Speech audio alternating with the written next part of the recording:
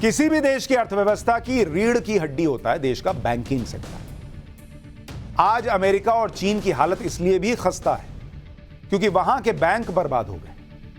Bank खुद भी डूबे और लाखों करोड़ों लोगों का पैसा लेकर डूबे। लोग बाप बाप कर रहे हैं बॉस, लेकिन कुछ हो नहीं सकता। बैंक डूब गया तो डूब गया, पैसा डूब गया तो डूब गया। यही सब कुछ भारत में हमारे आपके साथ भी हो सकता था।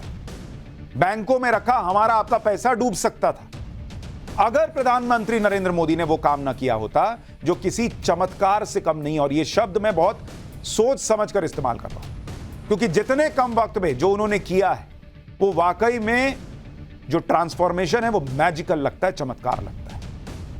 पीएम मोदी ने देश के बैंकों में जो चमत्कार किया है वो आप सुनेंगे तो हैरान रह जाएंगे। लेकिन ये भारत की, नरेंद्र मोदी की अकेले की नहीं है, ये भारत की वो सक्सेस स्टोरी है जो दशकों तक याद की जाएगी। साल 2014 में जब पीएम मोदी ने सत्ता संभाली उस वक्त भारत के सरकारी बैंकों की चर्चा हजारों करोड़ के नुकसान के लिए हुआ करती थी, भारी भरकम एनपीए के लिए होती थी। लेकिन पिछले 9 सालों में पीएम मोदी की नीतियों ने सरकारी बैंकों का ऐसा कायाकल्प कर दिया कि आज भारत के सरकारी बैंकों के अच्छे दिन आए।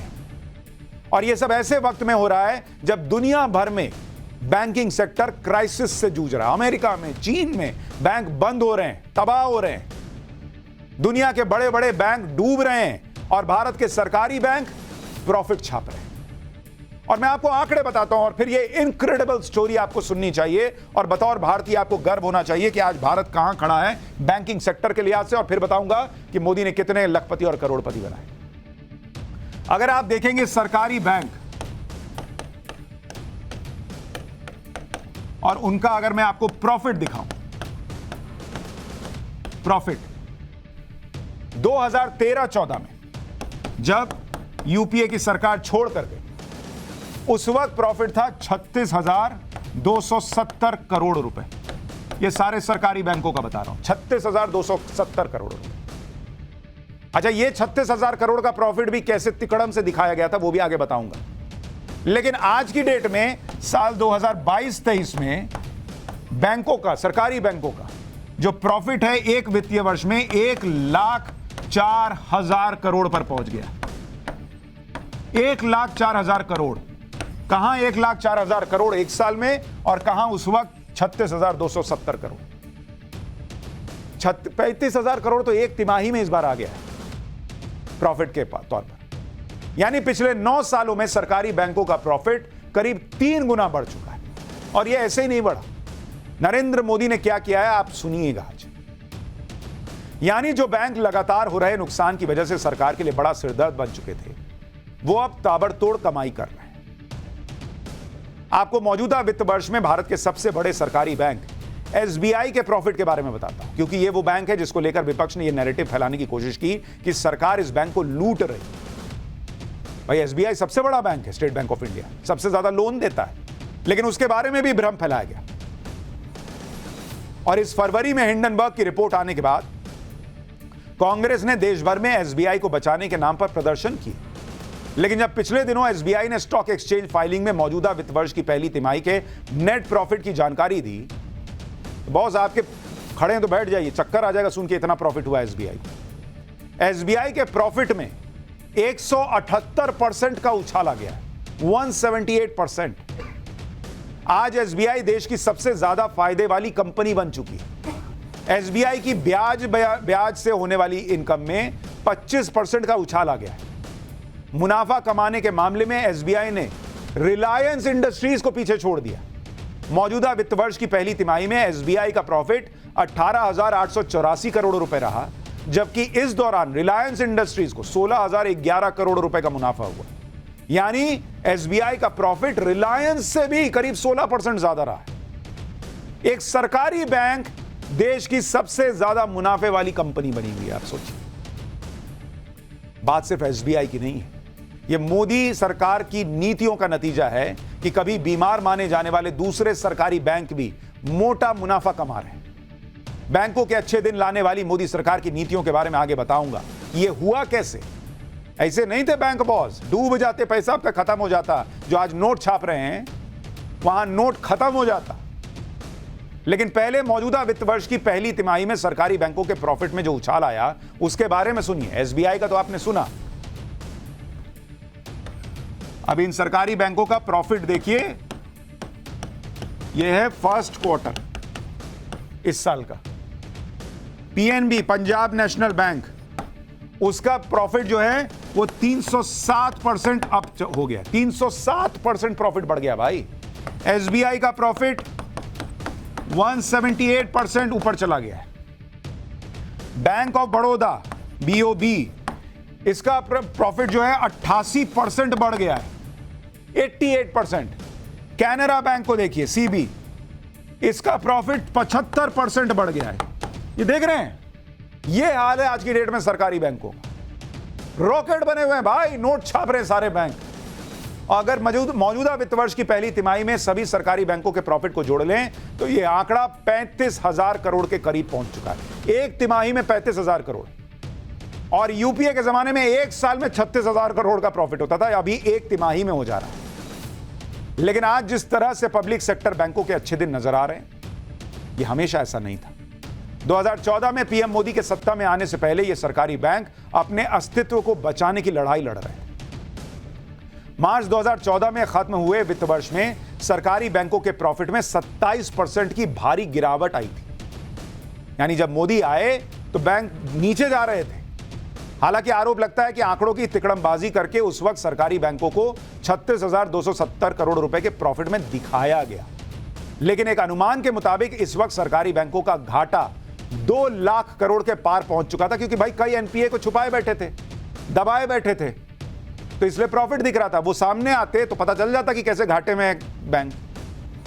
और इसकी वजह जो 2 लाख करोड़ का घाटा था, इसकी बड़ी वजह थे बैड लोन्स। बैंकों की इस खस्ता हालत के लिए पीएम मोदी ने यूपीए सरकार के दौरान हुए फोन बैंकिंग घोटाले को जिम्मेदार बताया था। सुनिए, पिछले दिनों हुए बैंक के एक कार्यक्रम में यूपीए सरकार के कार्यकाल में सरकारी बैंकों में हुए गड़बड़ झाले और बैंकों की खस्ता हालत पर पीएम मोदी ने क्या कहा था।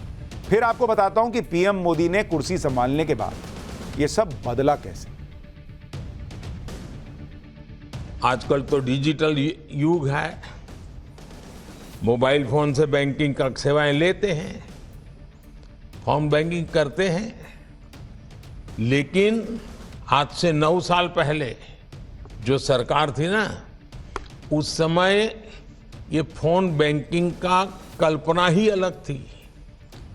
उस समय एक खास परिवार के करीबी कुछ ताकतवर नेता बैंकों को फोन करके अपने चहेतों को हजारों करोड़ रुपए का लोन दिलवाया करते थे। ये लोन कभी चुकाया नहीं जाता था और कागजी कार्रवाई होती थी। एक लोन को चुकाने के लिए फिर बैंक से फोन करके दूसरा लोन चुकाने के लिए फिर तीसरा लोन दिलवाना। ये फोन बैंकिंग घोटाला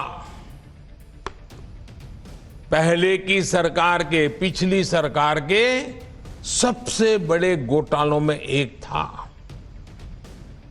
पहले की सरकार के इस घोटाले की वजह से देश की बैंकिंग व्यवस्था की कमर टूट गई थी। यानी अगर आप प्रधानमंत्री नरेंद्र मोदी की बातों को समझें तो बहुत बुरा हाल था देश के सरकारी बैंकों का, जिसमें देश के आम आदमी, गरीब आदमी का पैसा रखा रहता है। सब डूबने वाले थे। देश का बैंकिंग सिस्टम जो है वो बारूद के ढेर पर बैठा हुआ था। लेकिन पीएम मोदी ने सत्ता संभालते ही खस्ताहाल जो हो चुके सरकारी बैंकों की हालत सुधारने के लिए कमर कसी। साल 2015 में आरबीआई के AQR यानी एसेट क्वालिटी रिव्यू कराया गया। मतलब जरा चेक करो कि क्या हालत है। जैसे आप फुल बॉडी चेकअप कराते हैं तो वैसे फुल बॉडी चेकअप हुआ बैंकिंग सेक्टर का, कि जरा पता करो कितना अच्छा, कौन सा पार्ट ठीक काम कर रहा है, किडनी ठीक चल रही है, नहीं चल रही है, लिवर ठीक काम कर रहा है कि नहीं, जरा देखो जरा। तो ये पता चला कि सरकारी बैंकों में तो बहुत ज्यादा एनपीए है, यानी नॉन परफॉर्मिंग एसेट। एनपीए वो कर्ज होते हैं जिनको लंबे समय से क्लियर नहीं किया जाता और ये बैंकों की पूरी आर्थिक हालत को चौपट कर देते हैं। AQR के चौंकाने वाले नतीजे आने के बाद मोदी सरकार एक्शन में आई। बैंकों को एनपीए की पारदर्शी जांच के लिए कहा गया। रीस्ट्रक्चरिंग और इन सब से होने वाले कुल नुकसान का बही खाता बनाने के लिए कहा गया। भाई रिपोर्ट में आ गया कि ये सब सिस्टम फेल चल रहा है। तो फिर इलाज शुरू हुआ। जांच शुरू होते ही सरकारी बैंकों में एनपीए का रेशियो जो 2015 में 5% था, क्योंकि दिखाई नहीं रहे थे कि एनपीए है, वो 2018 आते आते करीब 15% पहुंच गया, क्योंकि जितना कचरा कालीन के नीचे डला हुआ था वो सब बाहर आने लगा। तो लगा अरे घर में तो इतना कचरा है, लेकिन किसी को तो सफाई की जिम्मेदारी संभालनी थी। तो नरेंद्र मोदी ने कहा कि ठीक है, ज्यादा दिख रहा है दिखने दो, लेकिन साफ करो। इसकी वजह से सरकारी बैंकों के मुनाफे में भारी कमी आई, लेकिन सरकार ने एक्शन लेना छोड़ा नहीं और 11 सरकारी बैंकों को आरबीआई के पीसीए यानी प्रॉम्प्ट करेक्टिव एक्शन फ्रेमवर्क में डाल दिया। मतलब उनको ऑक्सीजन लगाया कि कम से कम जिंदा रहें तब तक, और तब तक इनका इलाज करेंगे। इस प्लान की शुरुआत से सरकारी बैंकों में लोन के लेन देन और दूसरे कामों की निगरानी मजबूत हो गई। इसके बाद बैंकों के अच्छे दिन लाने के लिए मोदी सरकार ने 4R, एक फिल्म आई थी RRR, नरेंद्र मोदी लाए RRRR, 4R की स्ट्रैटेजी लेकर आए। इस स्ट्रैटेजी के बारे में आपको बताता हूं। पहला R जो बैंकिंग सेक्टर में अपनाया गया वो था रिकॉग्नाइजिंग एनपीएस ट्रांसपेरेंटली, यानी सरकारी बैंकों के सभी एनपीए की पारदर्शी पहचान शुरू की गई। मतलब ये चेक करो कि कहां कहां बीमारी है, छुपाने से थोड़ी होगा बॉस, आज नहीं तो कल हार्ट अटैक आ ही जाएगा। बीमारी चेक करो, इलाज करो। दूसरा R रेजोल्यूशन एंड रिकवरी, यानी एनपीए की पहचान होने के बाद उनकी रिकवरी के लिए प्लान ऑफ एक्शन बनाओ और जांच एजेंसियों की मदद से एनपीए की रिकवरी में तेजी लाओ। पिछले 9 सालों में बैंकों की रिकवरी 10 लाख करोड़ से ज्यादा की रिकवरी हो चुकी है, 10 लाख करोड़।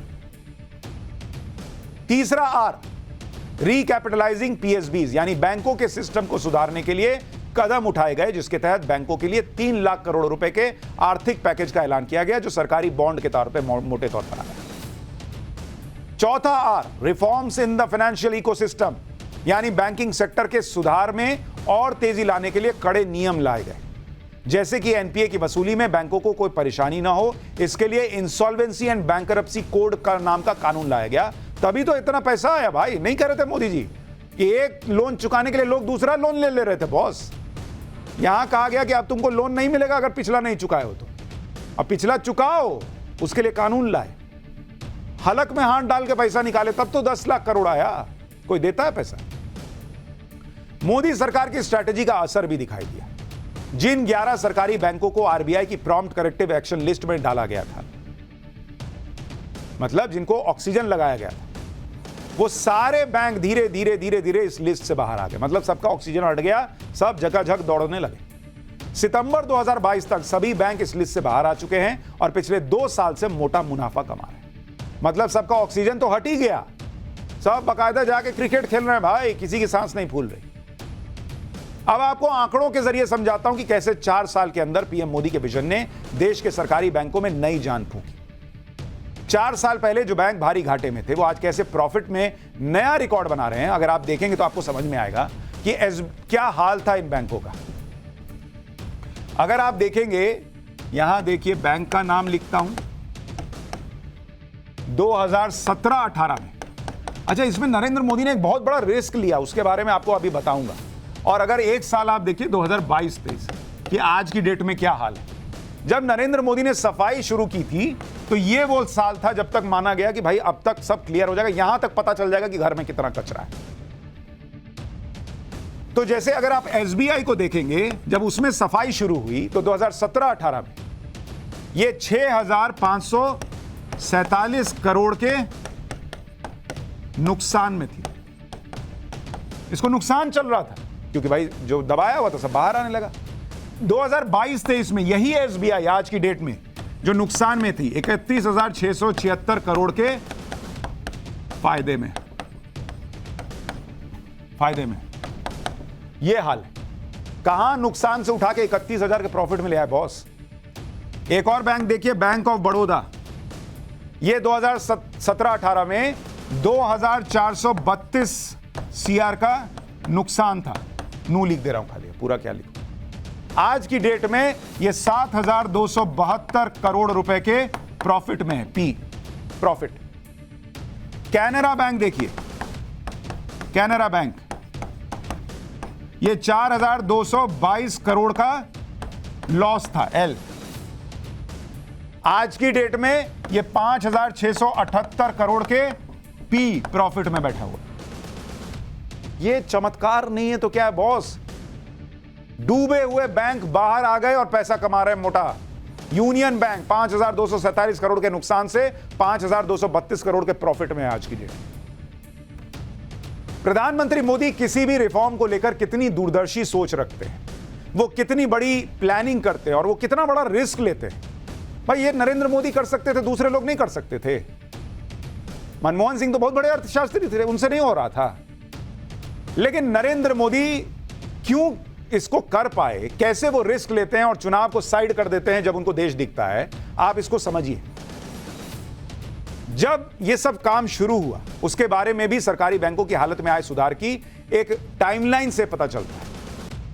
2015 में पीएम मोदी ने कहा कि बैंकिंग सिस्टम में सुधार तो करना पड़ेगा, एक्शन शुरू करो। उसी वक्त उनको यह बताया गया था कि बॉस ये एक दिन में नहीं होगा, ये जान लीजिए। सिस्टम के सुधार लाने के लिए सरकारी बैंकों को अगले 4 साल भारी नुकसान उठाना पड़ेगा। ये आप सुन लीजिए पीएम साहब, लोगों ने बताया उनको कि 2015 चल रहा है, 4 साल तक ये बैंक नुकसान में दिखेंगे क्योंकि सबका कचरा बाहर आएगा। 2019 में चुनाव आएगा, विपक्ष कहेगा कि देखिए सब बैंक डुबा दिए। 2019 में लोकसभा चुनाव होने थे, चुनावों पर बैंकों के घाटे का असर पड़ सकता था। पीएम मोदी ये उसी दिन जानते थे जिस दिन बैंकों में सफाई का काम शुरू किए थे। लेकिन बावजूद इसके पीएम मोदी ने रिस्क लिया, बैंकों के घाटे को स्वीकार किया। उनके ऊपर यह दाग लगेगा 2018 में कि देखिए बैंक घाटे में चले गए, लेकिन कहा कि करो। 4 साल के अंदर सरकारी बैंकों की सेहत पूरी तरह से बदल गई और नरेंद्र मोदी ने चुनाव और वोट की परवाह किए बिना, क्या दाग लगेगा, क्या विपक्ष सवाल उठाएगा, भाई आज एसबीआई प्रॉफिट में कह रहे हैं एसबीआई डुबा दिया, उस वक्त तो वाकई एसबीआई नुकसान में चला गया था जब सच्चाई सामने आने लगी। लेकिन मोदी ने कहा कि नहीं करो।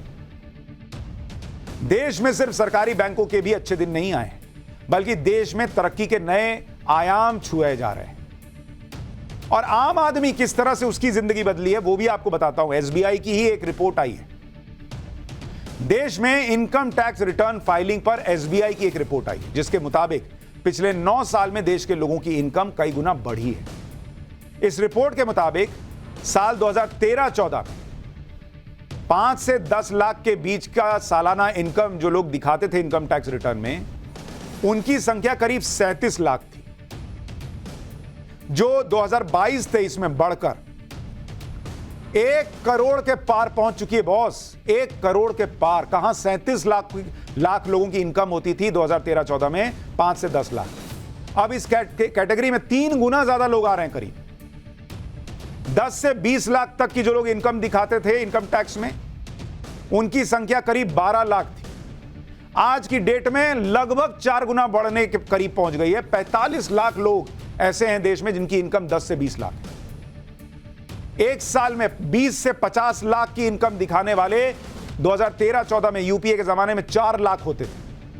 आज की डेट में 5 गुना ऑलमोस्ट बढ़ गया है, करीब करीब 19 लाख के पार चला गया है आंकड़ा। कहां 4 लाख लोग 20 से 50 लाख कमा रहे थे, आज 20 लाख के करीब लोग, 19 लाख लोग कमा रहे हैं। 50 लाख से 1 करोड़ जो सालाना इनकम दिखाते थे लोग इनकम टैक्स में, वो मात्र 80,000 हुआ करते थे बॉस। आज की डेट में 3 लाख के पार चला गया है नंबर। 1 करोड़ से ज्यादा कमाई दिखाने वाले जो कमा रहे थे, उनकी संख्या यूपीए के जमाने में 46,384 थी। आज 1,69,890 लोग ये बता रहे हैं, फाइल कर रहे हैं रिटर्न कि हम 1 करोड़ से ज्यादा कमा रहे हैं। यानी पिछले 9 साल में देश में लखपति और करोड़पतियों की संख्या 3 से 4 गुना बढ़ गई है। अब आप सोचिए, कमाल नहीं है तो क्या है, चमत्कार नहीं है।